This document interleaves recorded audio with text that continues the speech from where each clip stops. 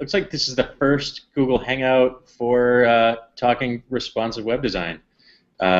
Yay! We've got Ariel Hammer today, which, by the way, is arguably the most awesome name I've ever heard. Like yeah, I'm sure you get that often. It's always good to hear. So maybe you could introduce yourself. What do you do? Where do you live? What do you like? I grew up in Philadelphia. I live in Chicago now, and I work at Leo Burnett as a digital creative, which is a glorified digital art director, more or less. So some weeks are all about ideas, and some weeks are all about design and making things, and things I like. Definitely like dogs, specifically Vizslas. Chicago's a big dog town. I mean, do you get out and run along the beach with the dog? I could. I'm not a runner, though. So cool. Digital technologist, creative, something? Digital creative. Digital creative. I do love kind of the evolution of that general vein of titles. I mean, so I assume you dabble in some coding, some designing, some ideating. I mean, yeah, take me through at least maybe a normal week or something. What are some of the things that you do? Sure.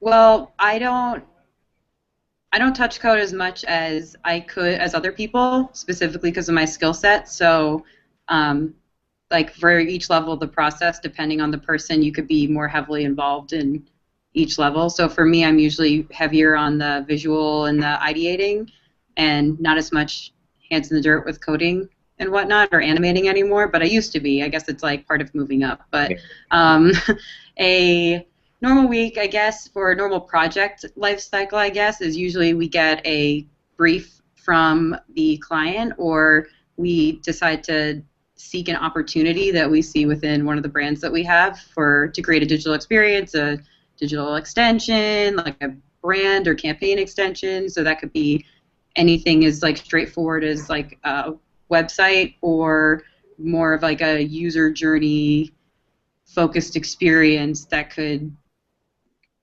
be anything from like a retail, like something in aisle retail setup, or like a YouTube driven campaign. We use Tumblr right now to run some interesting brand experiences.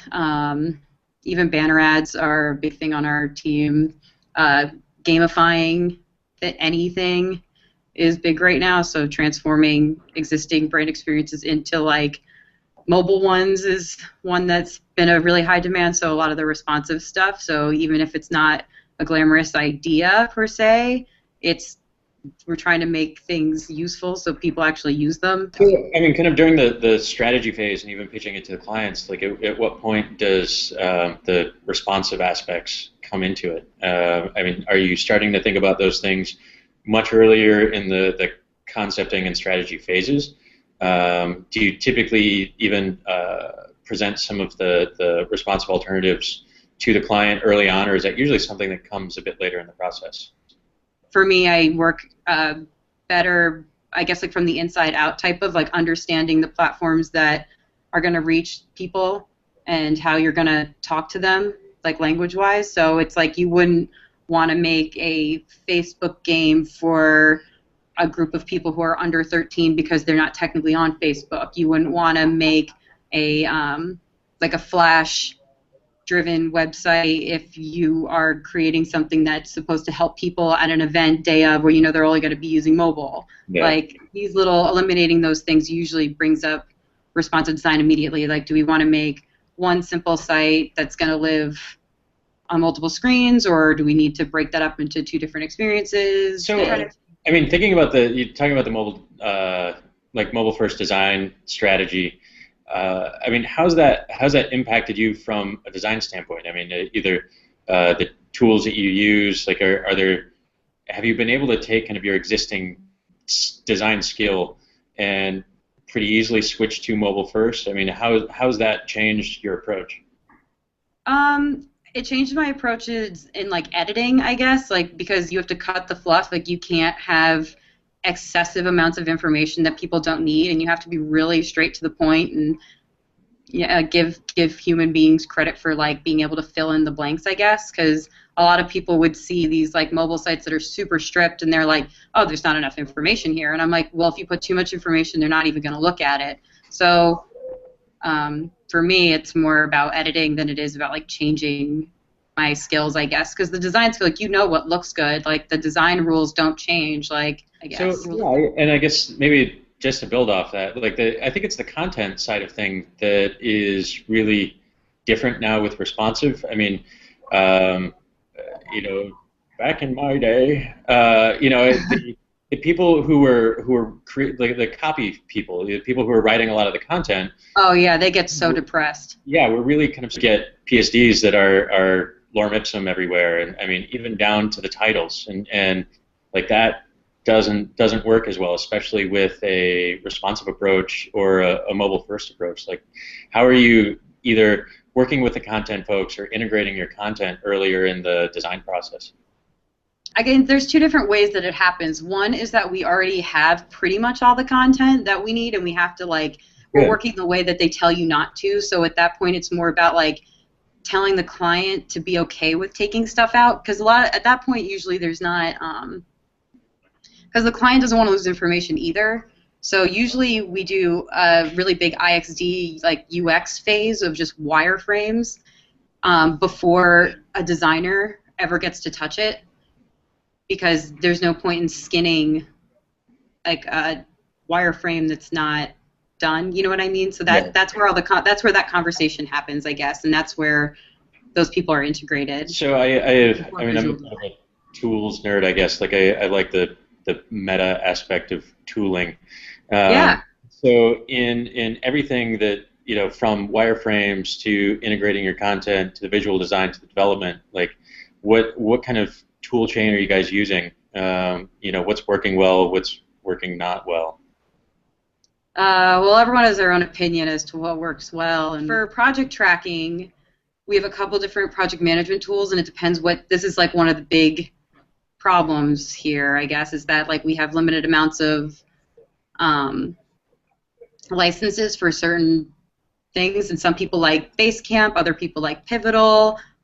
Most of the QA and a lot of our technical producers here use Redmine still, and then after that, IXDs usually work in Axure, or there's one other one, OmniGraffle. I hate saying that one.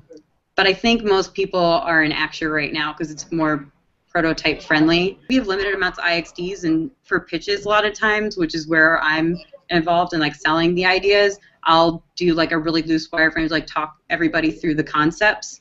So we don't need like a literal wireframe that were like something heavy like Axure's to be involved. I'll just use like something like Wireframe CC. It's a website that's really easy to use and adorable. I'll even use Keynote. I hate it's so embarrassing. But you can make like a couple mock screens, and then you just highlight one of the shapes that's like a button or whatever, and then it'll jump you to the next page. And then there's sites like Keynotopia, which has like full UIs of like every thing you could imagine, like mobile interfaces, even like Facebook is what I will use it for. Yeah, so then I guess in the idea of getting that kind of responsive intent and being able to show that off, I mean, have you gotten to spend much time with Reflow and start to create the kind of multiple responsive comp inside of Reflow? I did use parts of it for projects. Like I still had to use Illustrator and Photoshop to be compatible with like other people, but I would design it in that and then like export a page. So it's not the way you're supposed to use it, but it was really fun to play with the UI and just see how much faster it was. It kind of like I felt like it had solved all the things that I'm like cursing in my head whenever I'm using like Illustrator. I would use Fireworks a lot, and I was one of the few designers that would use Fireworks, and that even was not a solution, but there were still problems with Fireworks, and this seems like it was such a solve. It was like it eliminated a lot of the riffraff that I deal with, at least.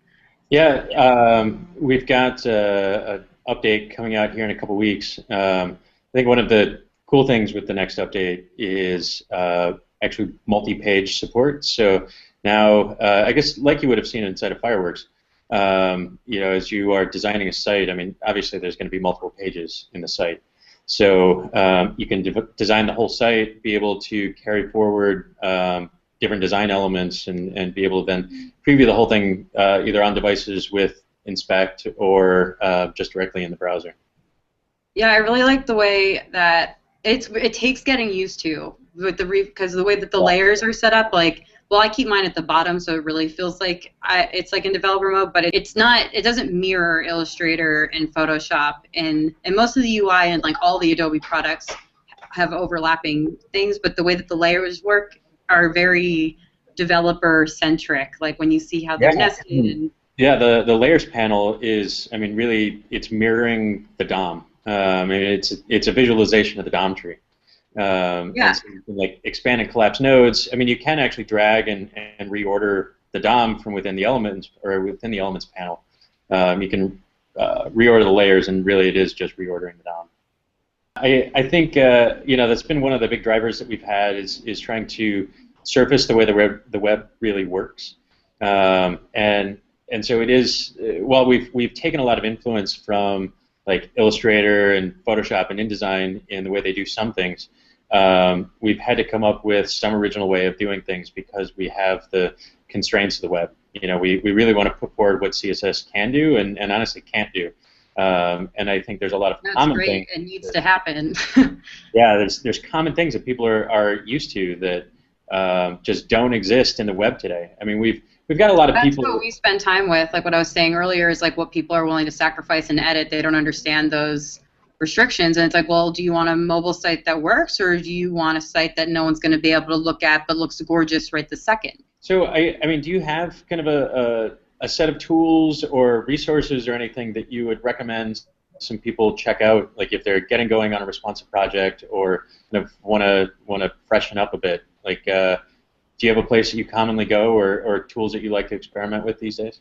So if you're like wireframing or you have access to Axure, like that's always good exploration tool. What else? That book that I mentioned earlier. Yeah, Ethan's book is pretty awesome. Yeah, I think like everyone's read it. I don't think I'm like mentioning but if you don't take the time, it's a quick read. It's like 80 pages or so. I mean, I read it in an afternoon once. Like it takes some time to process, but yeah, it's an easy read. It's a great book. Media queries for inspiration. There's some other like quick design tools that I think are just really useful, like resizemybrowser.com. So there's one site that we found the other day that's really cool. It's a Pearsonified, but it's a golden ratio type calculator.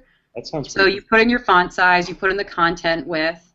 Sometimes it makes you put in your like character thing too, and then it says like set my type, and it gives you like the first, second, like the list of best options. So stuff like that I like, these little apps.